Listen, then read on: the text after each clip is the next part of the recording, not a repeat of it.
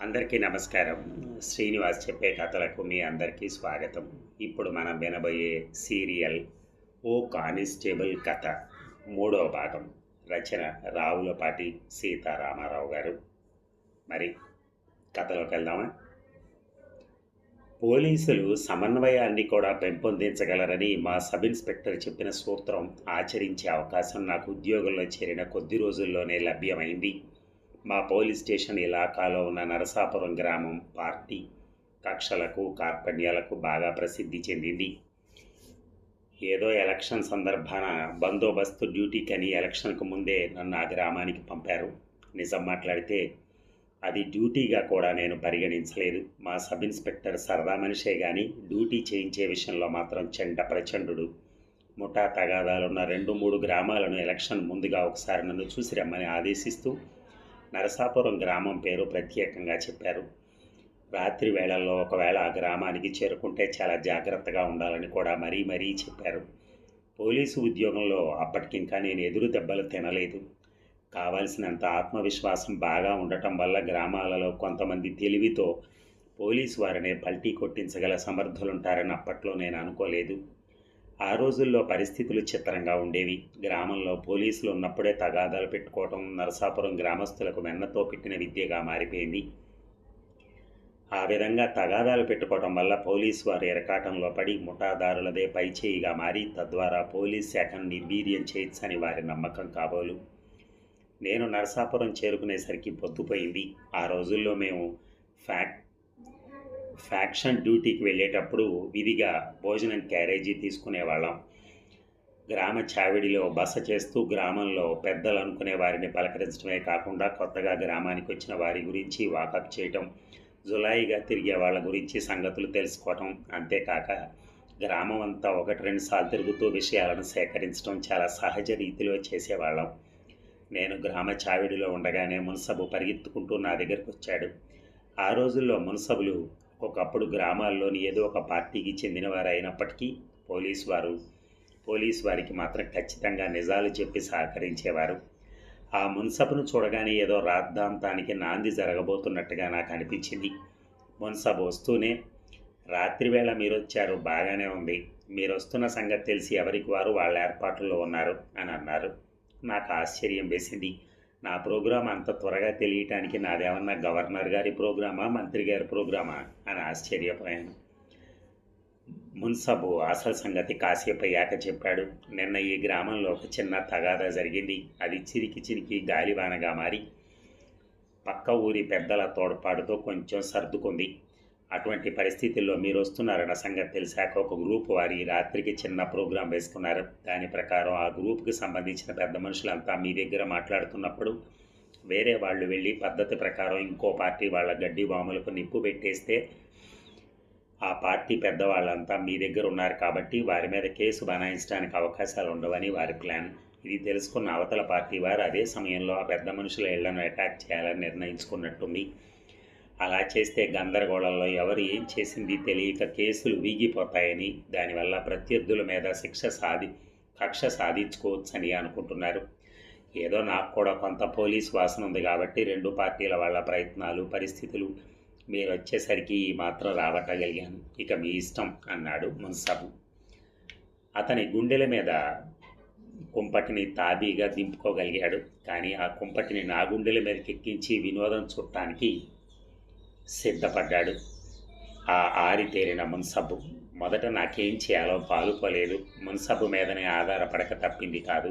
అతని సహాయంతో 2 పార్టీల్లోని దుండగులు పేర్లను తెలుసుకోగలిగాడు. అర్జెంటుగా 2 పార్టీల పెద్దలను గ్రామ చావడికి రమ్మని కబురు చేశాను. గ్రామ మున్సబు నా ప్లాన్ తెలియక విస్తుపోసాగాడు. 2 పార్టీల పెద్దలు వచ్చి రాగానే నాటకీయంగా వాళ్ళ మీద విరుచుకుని పడ్డాను. ఇరు పార్టీల వారిని దబాయిస్తూ, ఇక మీ పప్పులు ఉడకవు. ఈ రాత్రి పెద్ద ఎత్తున చర్య తీసుకోవడానికి రిజర్వ్ పటాలాలతో డిఎస్పీ గారితో వస్తున్నారు. ముఖ్యంగా అటు నాయకులను ఇటు నాయకులను ఖచ్చితంగా మూసేస్తారని అనుకోవటం కూడా విన్నాను. పార్టీల పెద్దల మాట నుంచి పార్టీలో తగాదాల కారకులైన ఫలానా అని వారి పేర్లను గబగబా ఒప్పజెప్పేశాడు. ఆ దెబ్బతో ఇరు పార్టీల వాళ్ళు పోలీస్ యంత్రాంగం అన్ని విషయాలు ఆరా తీసి పెద్ద ఎత్తున చర్యలు తీసుకోవడానికి సిద్ధంగా ఉందని భయపడసాగారు. అందులో ఒకడు చదువు తీసుకుని పోలీస్ చర్యను తప్పించుకోవాలంటే ఏమిటి మార్గం అని ఒక పెద్ద మనిషి తరహాలో అడిగాడు. ఏముంది, ఇప్పుడు నేను చెప్పిన పేర్ల వాళ్ళందరినీ నా ముందు హాజరు కమ్మనండి. వారు పూచీకత్తు ఇవ్వండి. ఆ పూచీకత్తు తీసుకుని మనమంతా కలిసి ఈ రాత్రికి రాత్రే మా పోలీస్ స్టేషన్కి వెళ్దాం. తగాదాలకు సిద్ధంగా లేరన్న విషయాన్ని మా పెద్ద అధికారులు నమ్మితే ఆ చర్యను ప్రస్తుతానికి వాయిదా వేసుకోవటానికి అవకాశం ఉంటుంది. ఆ తర్వాత మీ ఇష్టం అని నేను మేకపోతు గాంభీర్యాన్ని ప్రదర్శించాను. మున్సబ్ నా మాటలకు వత్తాసు పలుకుతూ, పనిలో పనిగా పోలీసు వారు పలానా గ్రామంలో ఎంత పెద్ద ఎత్తున ఇరుపక్షాల కక్షదారులను ముప్పతిప్పలు పెట్టి 3 చెరువులు నీళ్లు తాగిచ్చింది సోదాహరణంగా వివరించసాగారు.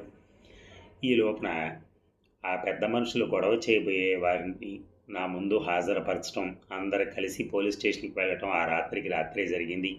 అక్కడ మా సబ్ ఇన్స్పెక్టర్ గారు బహుపసందుగా కథను కంచికి నడిపించారు. సబ్ ఇన్స్పెక్టర్ గారు ఎవరు చెప్పినా ససేమిరా వీల్లేదన్నారు. ఆ రాత్రికి రాత్రి ఆ గ్రామం మీద పెద్ద ఎత్తున పోలీసు దాడి జరగబోతున్నట్టుగా అద్భుతంగా చిత్రీకరించారు. అర్జెంటుగా ఇరుపక్షాల వారు రాజీకి రాకపోతే గ్రామం శ్మశానంగా మారుతుందని, జరగబోయే విషయాన్ని జాతకం చెప్పిన రీతిలో చెప్పారు. ఏదైతేనే ఆ రోజు నరసాపురానికి కలిసి వచ్చిన రోజు కాబోలు నిప్పుల మీద నీళ్లు జల్లినట్టుగా పరిస్థితులు చల్లబడసాగాయి. పోలీస్ స్టేషన్లో 2 పార్టీల వాళ్ళు కలిసి ఒక రాత్రి అంతా ఉండడం చేత వీరు వారు మాట్లాడుకోసాగారు. నువ్వెంత అనే పరిస్థితి క్రమేపీ మారిపోయి బాబాయి మామయ్య అంటూ మరిచిపోయిన వరుసల్లో పిలుచుకోసాగారు. మొత్తానికి ఏ ప్రమాదం లేకుండా అటు తర్వాత నరసాపురం గ్రామం శాంతికి నిలయమైంది. ఇంతకు నేను చెప్పొచ్చేది ఏంటంటే, కథాచిత్తుగా జరిగిన ఈ సంఘటనను సబ్ ఇన్స్పెక్టర్ గారు మర్చిపోయినట్టుగా నాకు అనిపించేటట్టు చేశారు. అసలు సంగతి 2 నెలల తర్వాత మా పోలీస్ స్టేషన్కి ఎస్పీ గారు ఇన్స్పెక్షన్కి వచ్చినప్పుడు తెలిసింది. ఇన్స్పెక్షన్ చేస్తూనే దొరస్వామి ఎక్కడా అని అడిగేసరికి నాకు పై ప్రాణాలు పైనే పోయాయి. బిక్కుమంటూ ఎస్పీ గారికి సెల్యూట్ చేశాను. ఒక్కసారిగా ఆయన బళ్ళు నవ్వి, మొత్తానికి నరసాపురం విషయంలో నువ్వు భలేగా చేశావోయ్, మీ ఎస్ఐ, ఇన్స్పెక్టరు, డిఎస్పీ అందరూ చెప్పారు అన్నారు.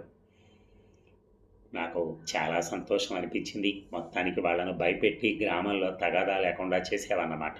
నీకోసం ఇదిగో స్పెషల్ రివార్డ్, ప్రత్యేకంగా అభినందిస్తూ నేను రాసిన ఉత్తరం అంటూ అది నాకు అందజేసినప్పుడు నా కళ్ళు చెమర్చాయి. నాకు ఆ క్షణంలో మా సబ్ ఇన్స్పెక్టర్ దేవుడుగా కనిపించారు. అదే సందర్భంలో ఆ గ్రామమును సభకి మా ఎస్పీ గారు వెండి పొన్ను కర్రను బహుకరించిన సంగతి నాకు ఇప్పటికీ జ్ఞాపకమే. పోలీసుల్లో చాలా తక్కువ మంది అదృష్టవంతులు ఉంటారు. అదృష్టం అంటే అందరూ అనుకునేది కాదు. ఉన్నతాధికారి అయినా, కానిస్టేబుల్ అయినా పేరు ప్రఖ్యాతలు అయాచితంగా రావు. ఆ పేరు ప్రఖ్యాతల వెనక అకుంఠిత దీక్ష, కార్యదక్షతతో పాటు సుఖమెరుగని జీవితం ప్రతిబింబిస్తూ ఉంటుంది. బహుశా అలాంటి వ్యక్తులనే బయటి వారు అదృష్టవంతులుగా భావిస్తారు కాబోలు. మా సబ్ ఇన్స్పెక్టర్ ఎప్పుడు నిద్రపోయేవారో నాకు తెలియదు, కానీ ఎంత పొద్దుపోయినా ఆయన మొహంలో అలసట కనిపించేది కాదు. నేను ప్రొబేషనరీగా ఉన్నప్పుడే ఒకరోజు ఏదో ఊరికి ఆయనతో పాటు డ్యూటీకి వెళ్తున్నప్పుడు ఉండబట్టలేక అడిగేశాను, సార్, మీరు ఇంత కష్టపడి పనిచేస్తారు కదా, మీ యొక్క కష్టాన్ని ఎంతమంది గుర్తించారు చెప్పండి. మీతో పాటు పనిచేసే ఎస్ఐలను చూస్తే నాకు ఆశ్చర్యం వేస్తుంది.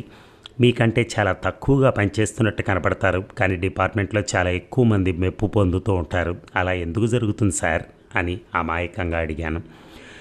మా ఎస్ఐ గారు వేదాంతాన్ని వెళ్లాయింపు చేసి పెద్దగా నవ్వాడు. చూడు దొరస్వామి, నువ్వు డిపార్ట్మెంట్లో కొత్తగా చేరావు, కానీ ఎప్పుడూ అడగాల్సిన ప్రశ్న ఇప్పుడు అడిగేశావు. అయినా అనుభవంతో నేను చెప్పే విషయాన్ని మాత్రం జ్ఞాపకం ఉంచుకో. పోలీసుగా ఇంకొకరి మెప్పు కోసం మనం పనిచేయలేం. మనకు కావాల్సింది మన ఉద్యోగం సంతృప్తికరంగా నిర్వహించామా లేదా అని. మన ఆత్మే మనకు సాక్షి. ఏదో స్వప్రయోజనం కోసం కొంతమంది మనం చేసే పనికి వంకలు పెట్టినా మన విధి నిర్వహణ చాలామందికి సంతృప్తి కలిగించిన నాడు ఎవరి విమర్శలను మనం పట్టించుకోవాల్సిన అవసరం లేదు. బహుశా నా ప్రశ్న ఆయనలో చాలా ఆలోచనలు కలిగించింది కాబోలు. ప్రయాణంలో చాలాసేపు నేను మాట్లాడలేదు. నేను కూడా ఇంకో ప్రశ్న వేయటానికి సాహసించలేదు. అలాంటి సమయంలో అనుకోకుండా నిశ్శబ్దాన్ని ఛేదిస్తూ, చాలా రోజుల కిందట జరిగిన ఓ సంఘటన నీకు చెప్తాను. నేను సబ్ ఇన్స్పెక్టర్గా అనుభవం గడించిన తర్వాత నన్ను ఒక ముఖ్యమైన స్టేషన్కు పంపించారు. అక్కడ పరిస్థితులు చాలా చిత్రంగా ఉన్నాయి. ప్రతివాడు రౌడీజం పెరిగిపోయిందని విమర్శించేవాడే కానీ రౌడీయిజాన్ని అరికట్టడానికి ప్రయత్నం చేస్తున్నప్పుడు అడ్డుగోడలను కట్టడం ఆనవాయితీగా మారిపోయింది. అలాంటి పరిస్థితిలో వరహాలు అనే పేరు మోసిన రౌడీ ఆట కట్టించాలని నేను నిశ్చయించుకున్నాను. మరి ఈ భాగం ముగిద్దామా? మళ్ళీ రేపు కలుద్దాం. మేము ఒక్కటే కోరుకునేది, నేనైతే ఎన్నో మంచి కథలను అందివ్వడానికి ప్రయత్నిస్తున్నాను. దానికి మీ పూర్తి సహకారం అవసరం. మీరు మా ఛానల్ని సబ్స్క్రైబ్ చేసి ప్రతి స్టోరీ పూర్తిగా వినటానికి ప్రయత్నించండి. Thank you very much.